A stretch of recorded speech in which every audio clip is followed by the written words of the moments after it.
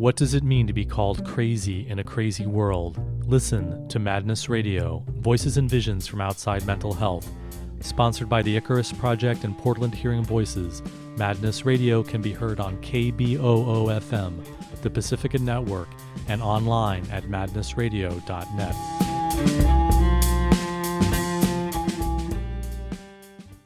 Welcome to Madness Radio. This is your host, Will Hall. Today, my guest is Sabrina Louise. Sabrina is an educator of vegan cuisine. She's a food and water activist and works for the Unitarian Universalist Ministry for Earth. Sabrina is based in Portland, Oregon, and is one of the founding members of Rethinking Psychiatry. Today, we're going to be talking about sane vegan transition. So thank you for joining me on Madness Radio, Sabrina Louise. Thanks for having me. So you and I have known each other for a long time through your work for mental health system reform in Portland, Oregon, through the group Rethinking Psychiatry. And we recently saw each other at an event, actually, Ecstatic Dance in Portland. I was visiting up in Portland. We had a great conversation about veganism and about a whole foods, plant-based diet. And I thought you had a lot of really interesting insights and ideas and experience from your work as an educator of vegan cuisine, talking with the difficulties of transitioning to a whole food, plant-based diet and veganism and what might come up for people while they're considering making this change. So it's great to have you on the show. Thanks so much for having me. It's a great opportunity to be here with you today, Will. I'm really passionate about food and water and how it affects our bodies and our minds and the planet. Lots to talk about, so thank you. Yeah, now I should start out by saying that, even though right now I am working myself on a transition to a whole food, plant-based diet or a vegan diet, I'm not an advocate for veganism. I'm an advocate for people eating the food that works for them. And a lot of times people come to me and they say, hey, Will, what diet should I be on? Should I, to heal my experiences that called psychosis or to support me relying less on medications? And people will ask me, what's the best nutrition? And my response is always, look, you need to trust your body and work with your own experience and find out what works best for you. So this is definitely not an advocacy for everyone should be on a vegan diet. What I have seen, however, is that there's a lot of people out there who are interested in veganism. It's a huge and growing choice for a lot of people. And what I've seen is that often when people go into some kind of visionary state that might have been called psychosis or might have been called mania, they go into these visionary states. And I've been in visionary states where I felt like, hey, I don't want to be eating animal foods. I don't want to be killing animals. I don't want to be doing the diet that I had in the past. I want to go with a vegan diet. I want to go with the highest kind of vision that I've had for what my health could be. But then when people try and put that into practice, they get into trouble. And this is what's really interesting for me about having you on the show, Sabrina, because I think you have a lot of insight. You can give us a lot of practical information about how to make the transition sane and safe and do it in a way that works for you. So we're going to be talking specifically about this question of transitioning and how to do it in a safe and smart way. So I want to start out, Sabrina, with asking you, why is it that your interest in food and nutrition got you involved with this mental health reform group? Why were you involved in founding Rethinking Psychiatry, which has done great work in Portland, Oregon, and the whole region? Why is it that was connected with food for you? Aside from my own journey of discovering a whole foods plant-based diet, and in terms of really helping to support my physical health and well-being, I picked up a book called Food and Behavior by Barbara Stitz. And as a probation officer in Orange County, California, she really blew my mind wide open about how deeply our food choices can affect our behavior in terms of stabilizing blood sugar, in terms of our metabolism, in terms of having literally psychotic breaks from too much casein, which is the primary protein in dairy, too much sugar, lack or deficiency in certain vitamins, et cetera, et cetera. And it really got me to thinking, I've always kind of been opposed to psychotropic or antidepressive. Not to say that those things don't work for some people, and not to say that they should be eliminated altogether in all circumstances, but I'm really a fan of, if I can make small gradual changes in my own life, in what I consume and put into my body and build my cells with, if I can make every bite count nutritionally, um, I only see benefit from that. I only see improvement. Maybe not 100% reversal of certain things, but certainly I have seen it with my own eyes. I've experienced it myself, and I really felt that the mental health reform and community and in Oregon and in the world could really benefit from a healthier, more nutrient dense plant based diet. Yeah, and there are a number of studies that have been done. For example, people with a schizophrenia diagnosis, there have been some studies that show that they often have a higher rate of gluten sensitivity or gluten allergy. And that's true of my experience. I wouldn't say that everybody who has that diagnosis should get off gluten, but I tried, I experimented, and I found that, wow, when I stop eating gluten, I just feel better. I'm sleeping better. I have less anxiety. And sleep and anxiety would be a snowball effect for me to spiral right into crisis. So anything I can do to help my sleep and help my anxiety is going to help prevent me going into crisis. And I also found that, refined sugar would throw me into these emotional roller coasters. And a lot of my depression and my anxiety, again, which would lead into that spiral down, was really benefited from avoiding refined sugar. And so there's a lot of research out there that really makes these connections between the food that we eat and then our moods. And the mental health system just has not been looking at this as a possible pathway for recovery for people.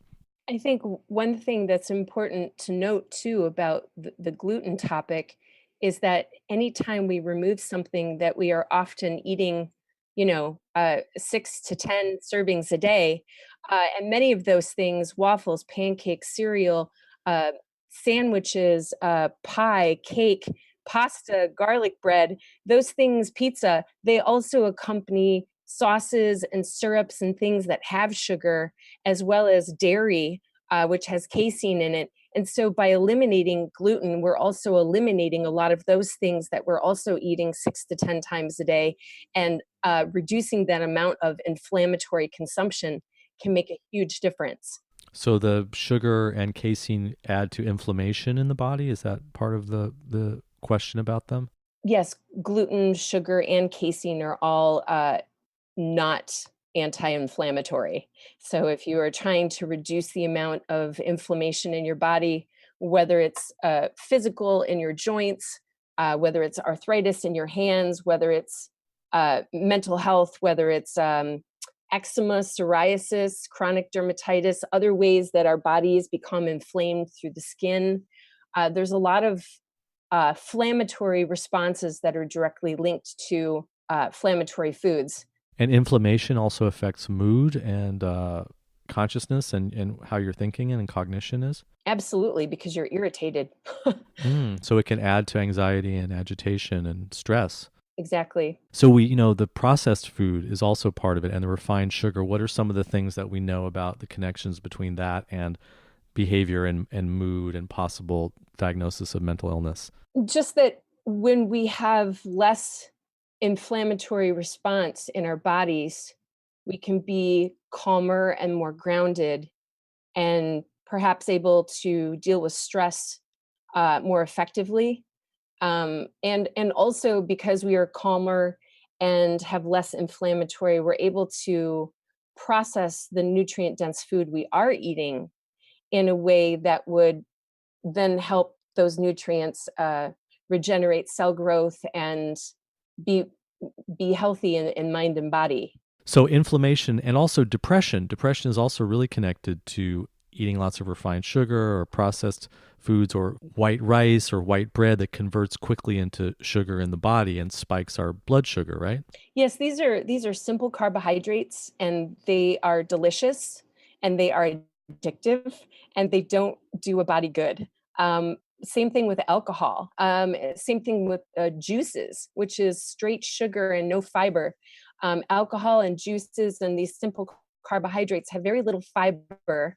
So they move through the long and herbivorous, bumpy digestive tract with zero fiber to separate the sugars from the wall of the GI system. So they're absorbed very quickly, and that can tax the pancreas, spike the insulin, and give us sugar highs and lows.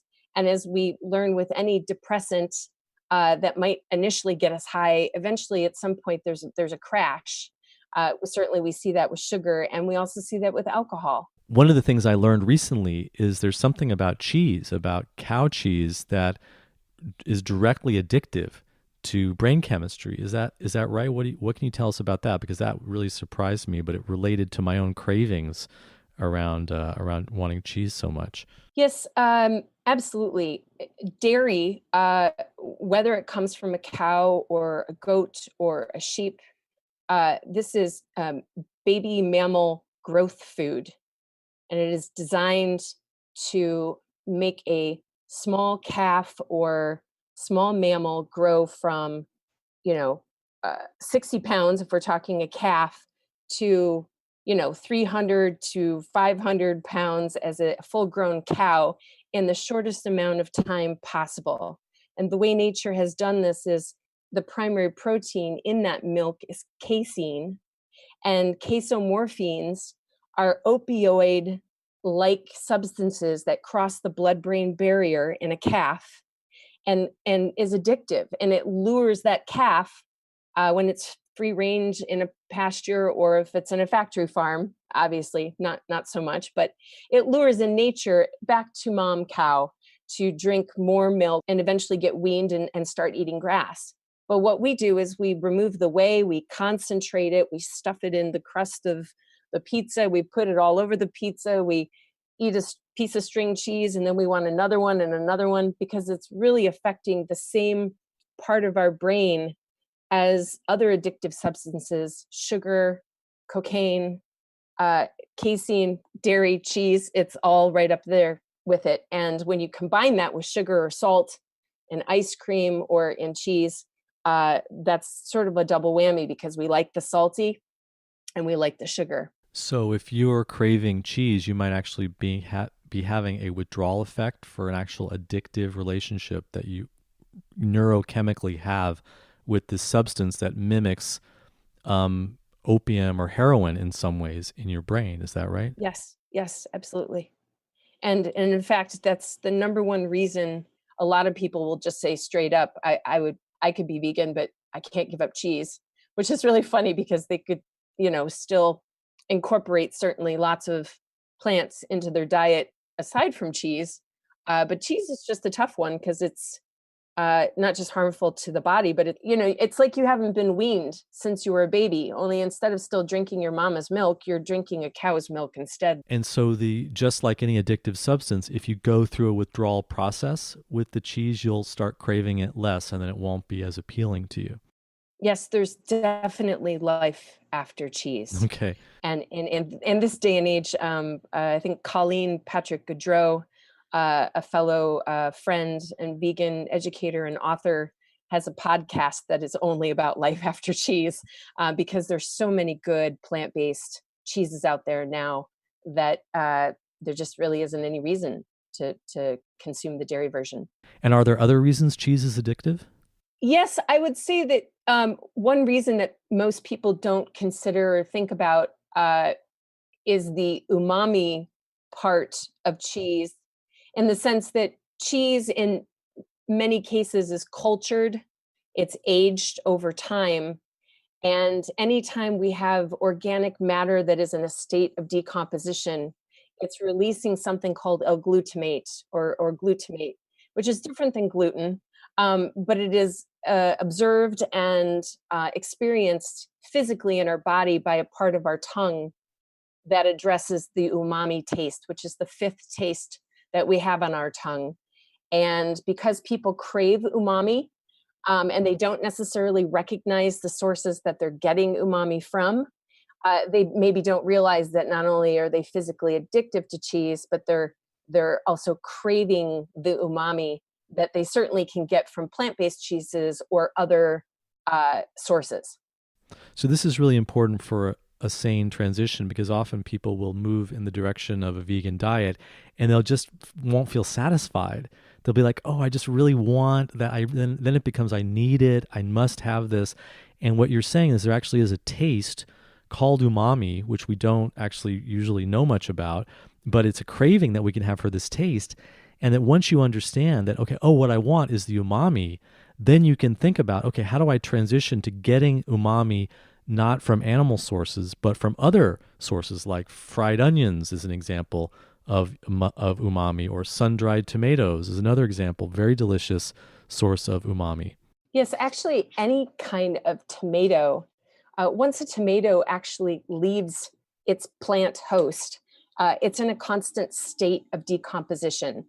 And so when we eat tomatoes or cook them and break them down into tomato sauce, or sun dry them, the sun-dried tomatoes or the tomato paste is exceptionally high in umami. There's actually an umami meter, or counter, if you will, I believe online somewhere. You can just Google umami counter, that will actually tell you what types of foods are high in umami. And that can help you incorporate a little bit of umami into your diet as you're transitioning. So if you're transitioning to veganism and you don't want to go for the bacon or the melted cheese sandwich, what are some other umami sources that you might go for instead? You might go for miso, and use that as a flavoring agent in soups and stews. Nutritional yeast, cultured vegetables, kimchi, sauerkraut, um, any kind of fungus. You're making me hungry there. This sounds Any delicious. kind of fungus, any kind of mushroom. Basically, mushrooms are in a constant state of decomposition. Yeah, Um, fried portobello mushroom sandwich. That sounds pretty good. There you go. Tempeh is also a cultured product, so it's also in the constant state of decomposition. But there are other vegetables too that have a fair amount of umami in them. Maybe not as high as some of the others that I mentioned, but certainly Hmm. potatoes, carrots, Hmm. um, various different vegetables that have some umami. So as long as you're kind of incorporating that into all of your foods, you can certainly get enough. Because we certainly don't want to be hungry all the time. We want to be satisfied. And so I Exactly. think that's one of the things that happens to people. They sometimes do a crash course. They just dive right in and they don't feel satisfied. Then they think, okay, I must satisfy it with animal foods. Whereas actually, if we're smarter about a transition, we don't starve ourselves. But if we discover why we crave and desire and want certain things, then we can perhaps continue with the transition. We're going to be talking a little bit more about that with some of the problem solving. But I wanted to continue to talk about, why people might be considering a transition to veganism. And there's a whole second domain, which is about ethics, that there are ethical reasons. The effects, of course, that eating animals and the animal industry has on animal suffering, and then also the other ethical considerations. So tell us a little bit about that reasoning for becoming a vegan. Well, it's interesting because there's a lot of cross sectionality when we think about injustices and oppression and marginalized people. When we think about racism and sexism and classism, when we think about consent culture, and we categorize that certain species or certain animals are ethically justified in receiving um, industry standard body modifications without anesthesia, things that if we did to a dog or a cat, we could likely be thrown in jail. But for whatever reason, a pig, which is a super intelligent, sentient being, we can do horrific things to pigs. And it's industry standard. Even the happiest, quote unquote, happiest pigs on the happiest farms or the happiest hens in the happiest barns still have to go through industry standard body modification. So, and then there's the ethical part of biodiversity when we're talking about other animals that are considered wildlife and the encroachment of domesticated animals that we breed into existence. Um, the rights are with the owners of land, with the cattle ranchers, and not with the wolves and the cougars and the bears and the wild mustangs that encroach on the grasslands that cattle ranchers want for their cattle or for their other game or animals. So there's that ethical distinction. There's also the ethical distinction of the people that we are paying to do violence onto animals every day.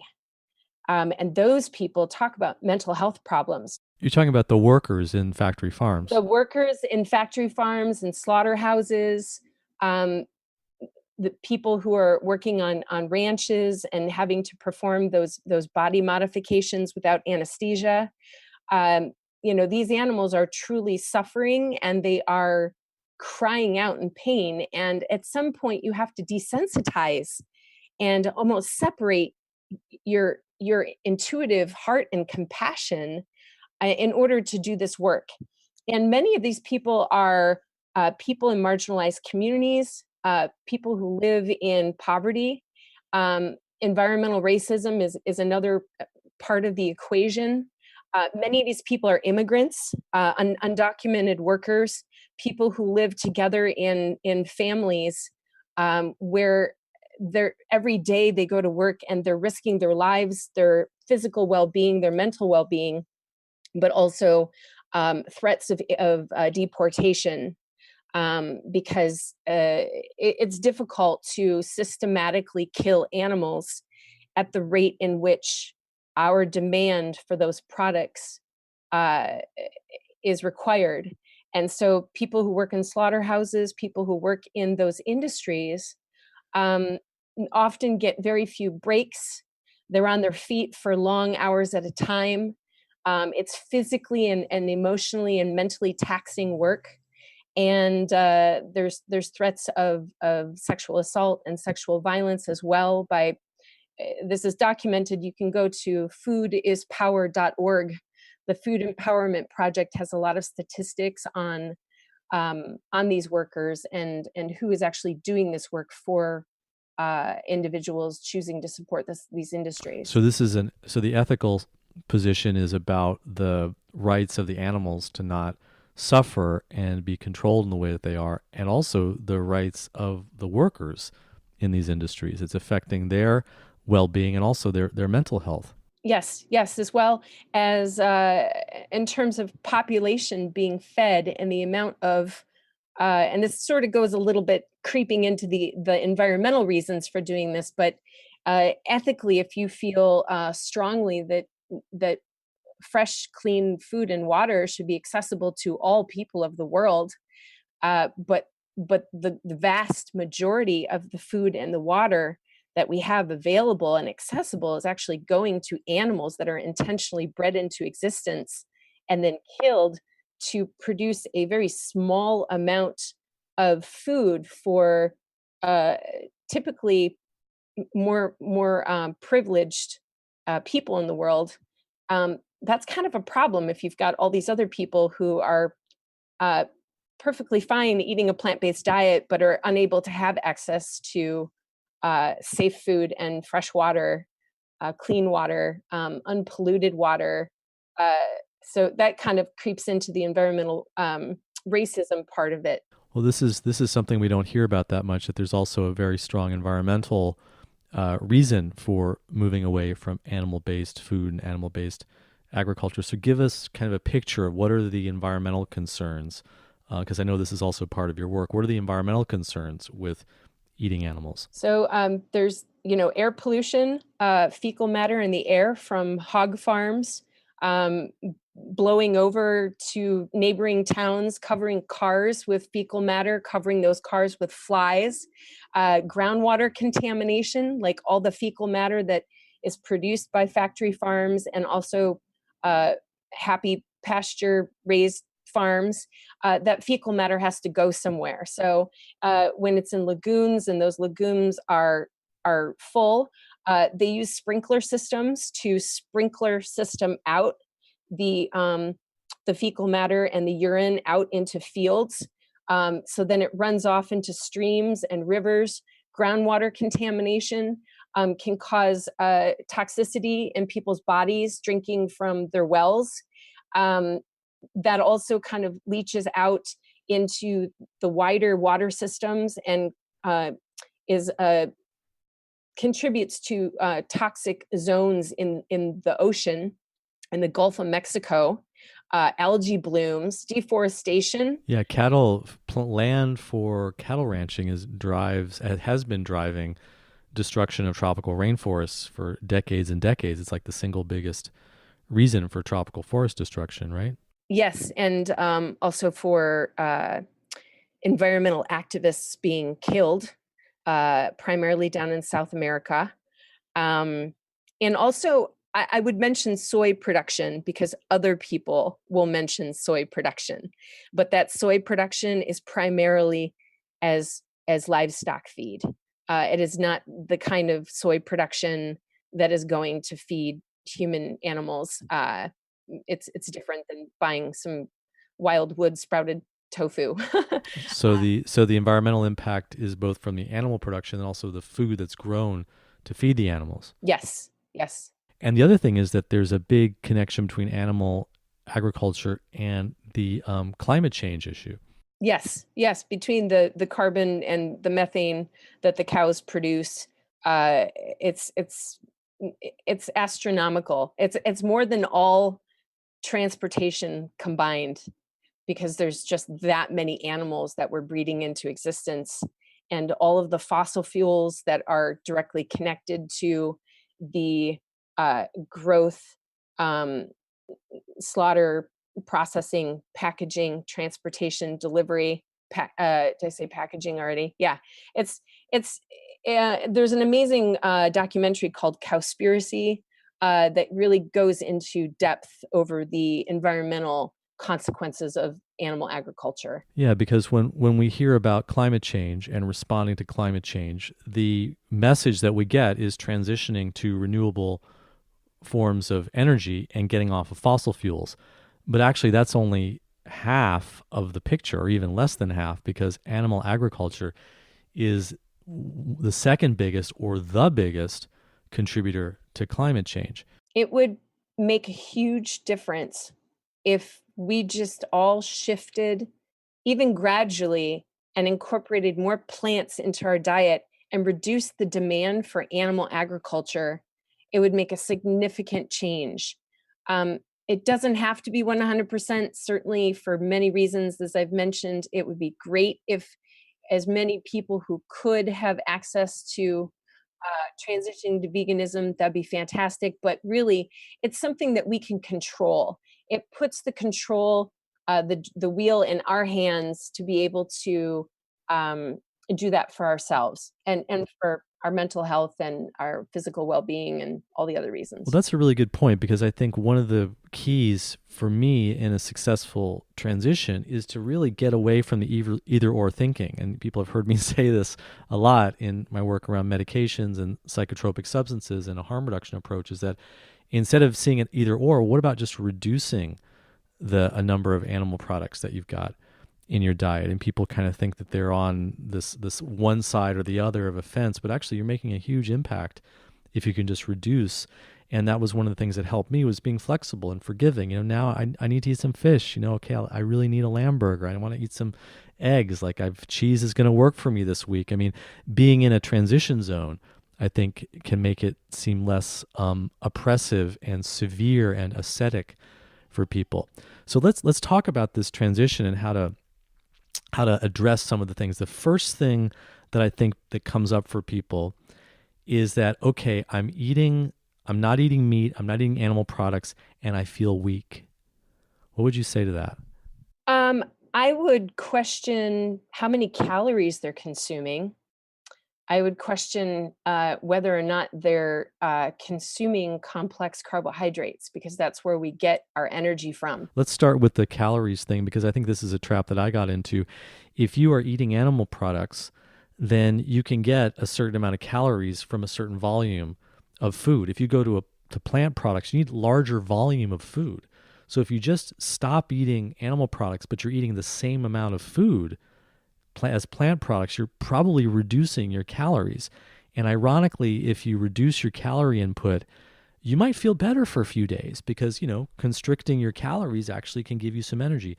But long term, it's a recipe for disaster because you don't have the energy that you need. So the problem that people might be experiencing with weakness isn't with the vegan food versus the animal food. It's actually the number of calories that they're getting. I would also say that it's quality versus quantity. So not all plant-based food is created equal. I mean, you can be obviously you can eat a plant-based diet and not be very healthy because you could eat Pringles and Twizzlers and and that's not I think it's that's one of the not reasons why people are preferring whole foods, plant-based diet to veganism, because veganism just means not eating animal products. So you could eat junk food all day.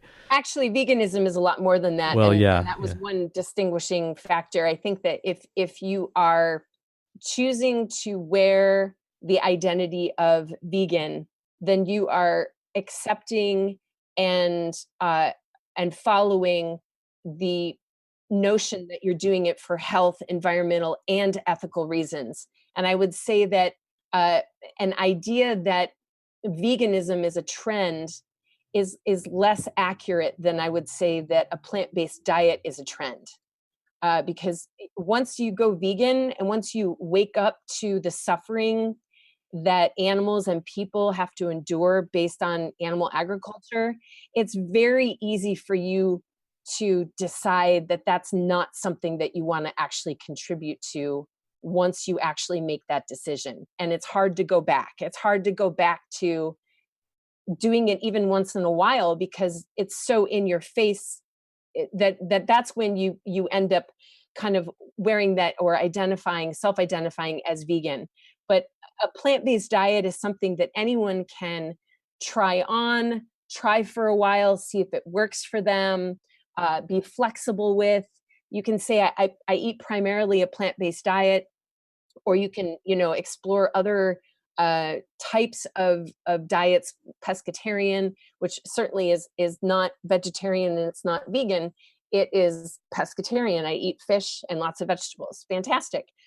You're helping the world and yourself by doing that. And certainly not every diet is going to work for people, but I do think that the way that environmentally where we're going and population wise. So if someone is making a transition and they're feeling weak, then it might be a matter of looking at the calories that they're taking. Are they getting enough calories, or did they suddenly reduce their calories inadvertently because they weren't careful enough with their diet? What are some other reasons that people might be feeling weak on a vegan or plant-based diet? It's really the complex carbohydrates. I think, especially right now, it's very trendy to give up all carbs or to think that all carbs are evil, and that isn't true. Simple carbohydrates are not even evil per se, but they should be consumed in moderation for sure. And So you mean like refined, like white rice and refined bread and white rice and pasta and bread and all those delicious things, pretzels and potato chips. Certainly, those come with other issues, but complex carbohydrates, sweet potatoes, different various types of yams, lentils, beans, legumes, brown rice um, or brown rice, amaranth, buckwheat, millet, polenta, blue corn. I would say blue corn over white or yellow because that's something Monsanto hasn't gotten their hands on yet. Plus, it's really good to eat by color, to incorporate as much color, natural color in your foods as possible. so if someone is feeling weak in their transition, they shouldn't just tough it out, or they should really maybe look at the amount of calories that they're taking, that maybe they inadvertently reduce their calories because they didn't increase the volume of the food that they're eating. And then also the quality, that maybe they should look at complex carbohydrates rather than sticking with the more refined carbohydrates. You also mentioned legumes. So eating your soybeans or black beans or pinto beans or aduki beans or lentils and these kinds of things can really be good for giving us energy. which I think brings us to the question that a lot of people have, because they sort of say, well, wait a second, what about protein? Where are you getting your protein? And we hear that a lot. And what would you say to that? Protein is in everything.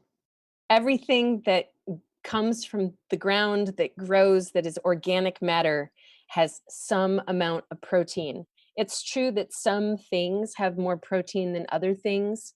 In terms of the amount of protein that would be found in broccoli, for example, or quinoa, or beans and legumes, certain grains, they have higher protein than fruits and some vegetables. But generally speaking, if you eat a well balanced, broad, diverse, colorful diet of nuts and seeds and vegetables and fruits and beans and legumes and grains, you will get as much protein as you need. And if you are someone who is training or running marathons or biking or bodybuilding, then there are different types of protein that you can add to your diet. Pea protein is definitely winning the hearts and bodies over in the weightlifting world. But the average American does not, in fact, no American, as far as I know, has kwashi or core. We've never heard of kwashi or core. There is no kwashi or core clinics. There are no specialty wings at the hospital for kwashi or core, because kwashi or core, which is the disease of protein deficiency, does not exist in the Western world. It does not exist in the United States. So even if you are eating the worst plant-based foods diet ever, like I said, Pringles and Twizzlers is the combo that comes to mind. I love both those things, but I don't eat them very often. Uh, but if you only ate Pringles and Twizzlers, I feel you still get enough protein. You'd probably have some problems, but Okay, but what about this? Because what I noticed was that I would eat some salmon jerky, or I would eat a hamburger, and I would feel so satisfied. And one of the things I learned is that maybe there's something I need to learn about the density of the food, because the foods that we think of as high protein are also really super, super dense.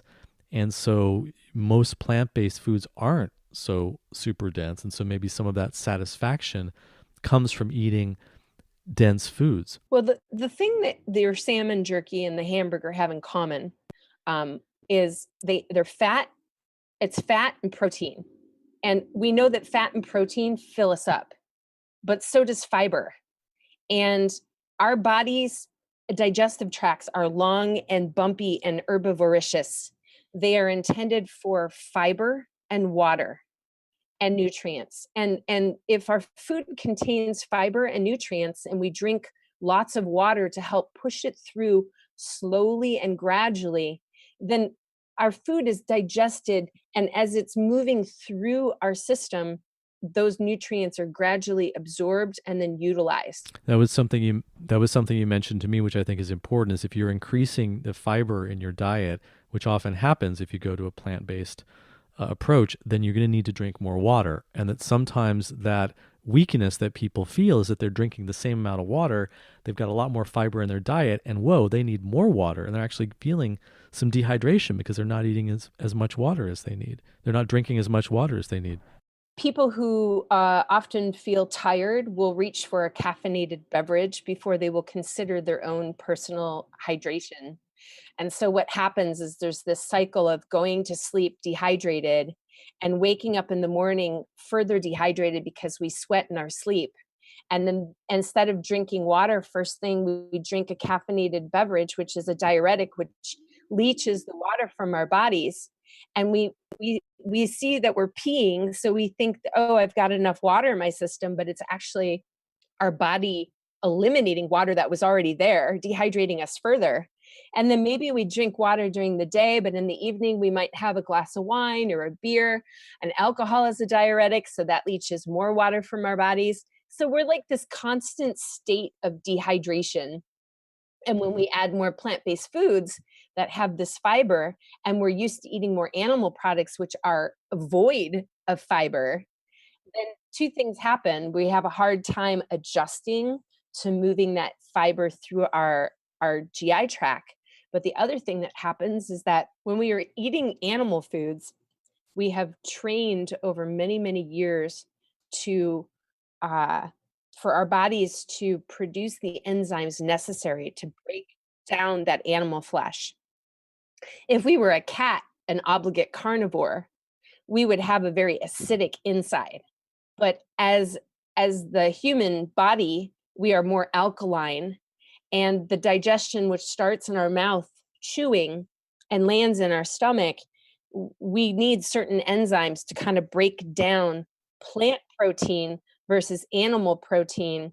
And often what happens when we eat animal protein is we use up a lot of those enzymes trying to break down this very dense and, as you said, satisfying food. Also, hamburger and salmon jerky is umami bomb. I mean, it's like lots of umami. So of course you feel satisfied and it's filled you up, but nutrient density is very, very low. The hamburger doesn't really have anything except fat and protein. And the salmon jerky might have some omega 3s, but if you skip the middle fish and you skip the middle cow and you go directly to the plant source, then you get the omega 3s, you get the calcium, and you get all the other nutrients that help absorb those omega 3s and those calcium. So part of the difficulty of transition for some people is that you kind of like got to retrain your digestive system, and there's Yes. there's the aspect of the digestive enzymes, and we also know the microbiome. You've got all this gut flora, you've got all these microorganisms in your belly that are essential to the digestion process. So when people, if you suddenly transition, you might get bloating and gas and digestion problems, but eventually, if you do it in a more sane way, maybe a more gradual way, you can actually retrain your body so that you have a different microbiome, and then you'll have the proper microorganisms for digesting more plants and more fiber, and then you'll have the digestive enzymes you need. How long does that process take, do you think? And is there anything that we can do to kind of help that process along? There's these fantastic things called digestive enzymes, which our body already produces. But often when I'm talking to someone who's really interested in transitioning towards a primarily plant-based diet, I will encourage them to go to their natural food store and go to the supplement section and look for digestive enzymes. And I realize that they're not accessible for everyone, but if you have the opportunity to buy a bottle of 90 to 120 so capsules, vegetarian capsules with 7 to 9 digestive enzymes on the back on the label. And certainly if you've already given up dairy, you don't have to find a combo that includes lactase because you've already removed the lactose from your body. And so maybe find one that has something else. But there are some really great vegan formulas out there. And I encourage people to split that bottle up into 2 different bottles, one in your bag that you might have with you all of the time, and another that you would have at home. And every single time you eat anything for a month, it takes about a month to change any sort of habit. So maybe a month or 2 months to change, to help encourage your body to get used to these other enzymes, to getting used to having extra enzymes. And what that will also do is reduce the amount of inflammation that you have in your body, particularly if whatever you were eating before was causing inflammation in your body. Sometimes that can have a chronic long-term effect on your GI system and therefore your overall sense of well-being. And so when you are breaking down the nutrient-dense food in your belly really thoroughly before sending it through your GI tract, you are really bringing down the level of inflammation and irritation that may already be there and existing from your previous diet that maybe was not as healthy. What about supplements in general? There are some kind of basic supplements that are often recommended for vegans, and maybe they're not necessary, but they make it a little bit easier to kind of cover the bases of any nutrients you might be missing. I mean, I know people often recommend B vitamins, people often recommend vitamin D. Those are things that everybody can benefit from. What would be your recommendation in terms of the supplements that people might want to take? I would definitely recommend, if you're not already taking a multivitamin daily that incorporates vitamin D and vitamin B12, I would recommend getting individual supplements for each of those. And some people have problems swallowing pills or supplements. And so I really encourage a very bioaccessible spray. They make vitamin sprays. You can actually even get B12 in a vape pen apparently now also. I don't know if that works for vitamin D, but I know the B12 supplement, which is something that our bodies absolutely need.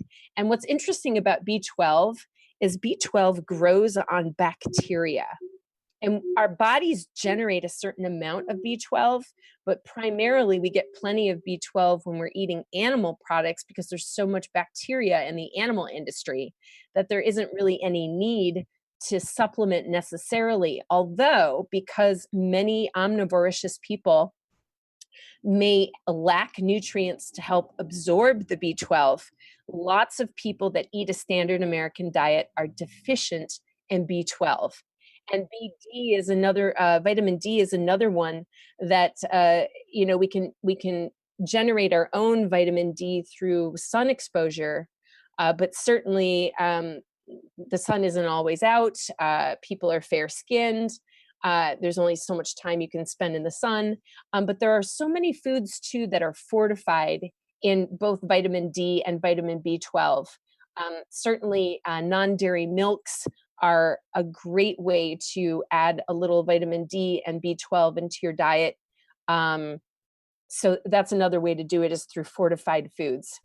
Also, there's nutritional yeast, which is really yummy because it also adds the umami aspect and it's got a lot of protein in it. Yes, I would say that the majority of nutritional yeast out there is supplemented. I believe riboflavin, B12, and a few other vitamins are added to nutritional yeast or inherently there. Sabrina, what are some other recommendations that you have for people who may be transitioning to more vegan or more plant-based diet and are having some difficulties or struggling with it, either on the level of satisfaction or their concerns about, is this right for me, or am I getting what I need from my food? So I grew up eating a lot of seafood. I grew up on a sailboat. I spent a lot of time on the water. And so for me, giving up seafood was really hard. It was the last thing that I opted to remove from my diet in my own journey. And what I've discovered is that because uh, because the fish go out into the ocean. Salmon, for example, is a keystone species. It goes out into the ocean. It eats lots of things that have sea-like nutrients, and then it goes back upstream to the place that it was born, and it spawns, and it falls apart, and the bears come and the seagulls come and they eat it, and then they go scat in the woods, and those nutrients get into the soil, and that's where our mushrooms grow. So what's really interesting is that an oyster mushroom mimics an oyster. If you marinate it and you treat it like you would an oyster, you can often get a very similar texture, flavor profile, mouthfeel, depending on what you complement it with. Same thing with lobster mushrooms, which are grown here in the Pacific Northwest, or I should say grow here in Pacific Northwest, because they're definitely something you have to go out into the woods and forage or buy dehydrated online, but they mimic lobster. And so if you're a huge lobster fan, I encourage you to figure out how to get your hands on some lobster mushrooms. Trumpet mushrooms has a very thick stalk. So if you're craving scallops, you can slice the stalk into scallop-shaped pieces, and then you can dip them, for example, in aquafaba, which is a new fantastic ingredient that you get free in your can of chickpeas.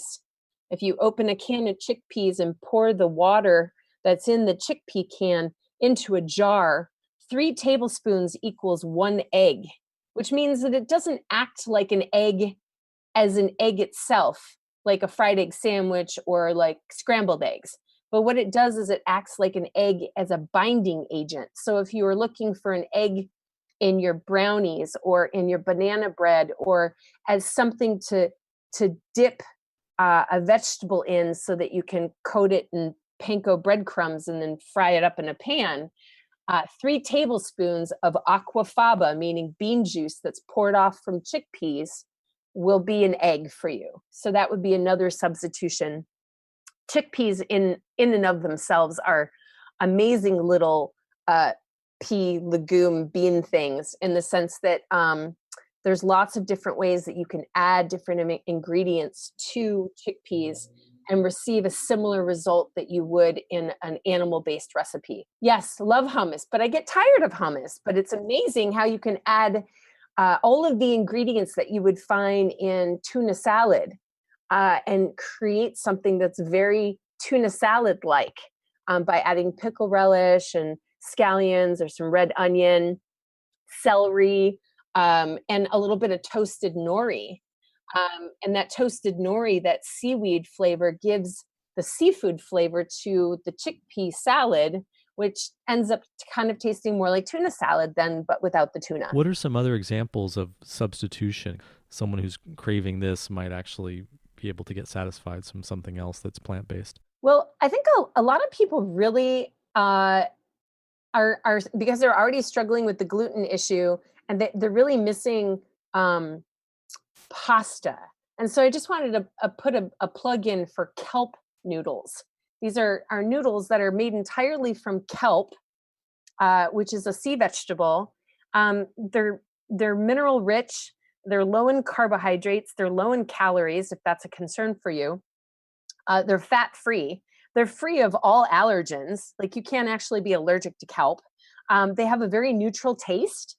So they're sort of like tofu, in the sense that they absorb up like a sponge the flavors of the things that you want to pair with them. So pesto sauce or a spicy peanut sauce, for example, could get mixed up with kelp noodles. And while just plain, they're very crunchy and cellulose-like.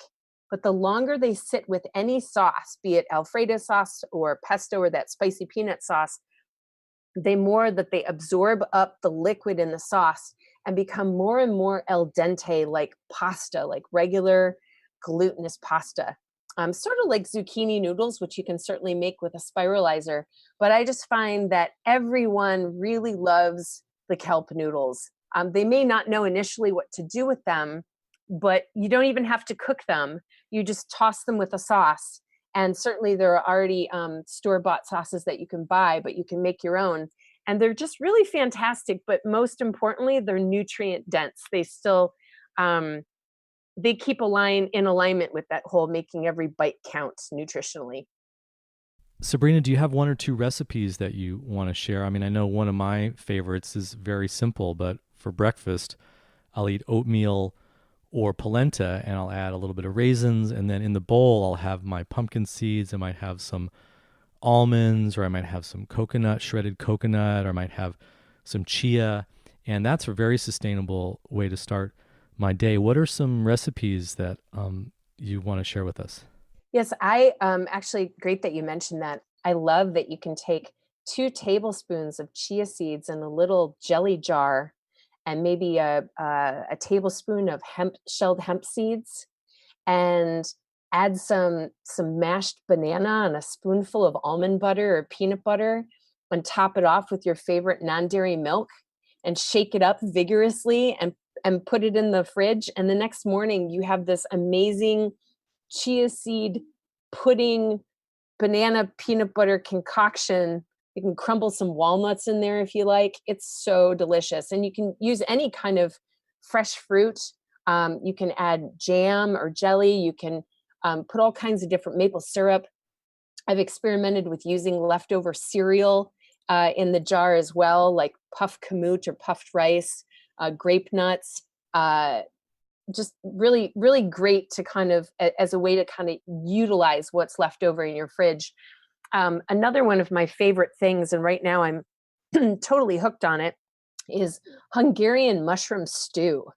So everybody who likes mushrooms and who really appreciates a rich and thick and creamy kind of mushroom stew is really going to love yellow potatoes any kind of mushroom and leeks combined with coconut milk or coconut cream, a little bit of lemon pepper, some salt and pepper, and a tad of smoked paprika. I have recently added some asparagus in with that kind of mixture and have gotten a very thick, creamy, umami rich. The beauty of the yellow potatoes versus the russet ones are that the yellow potatoes really break down into mush.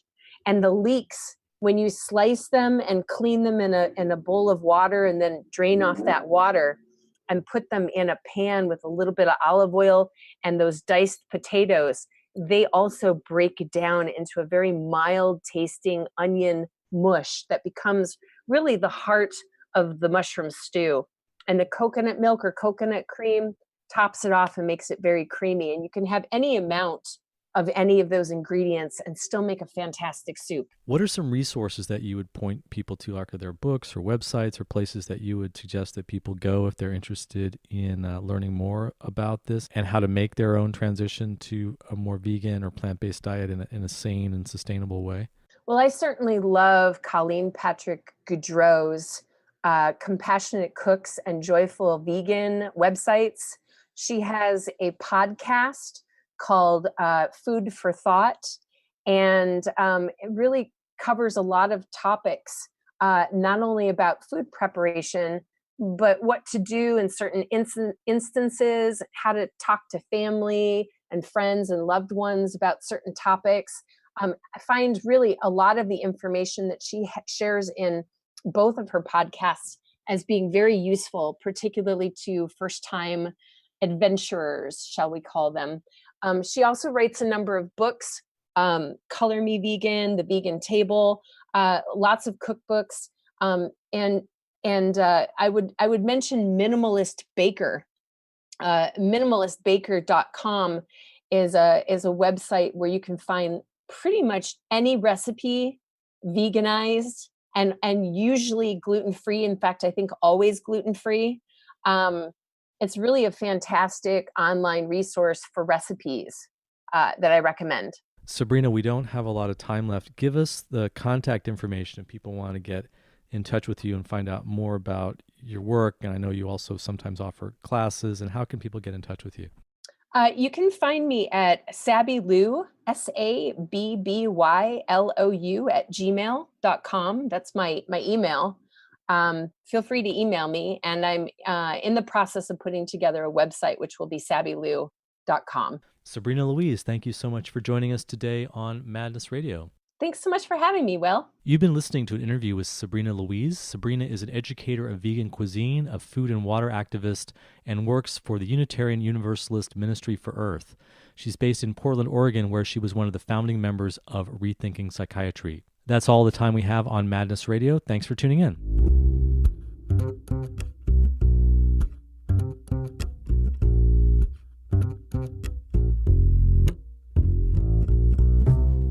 You've been listening to Madness Radio, voices and visions from outside mental health. Madness Radio is sponsored by the Icarus Project and Portland Hearing Voices. Host is Will Hall and producer is Nina Packabush. Madness Radio can be heard on KBOO-FM and the Pacifica Network, and shows are archived online at madnessradio.net.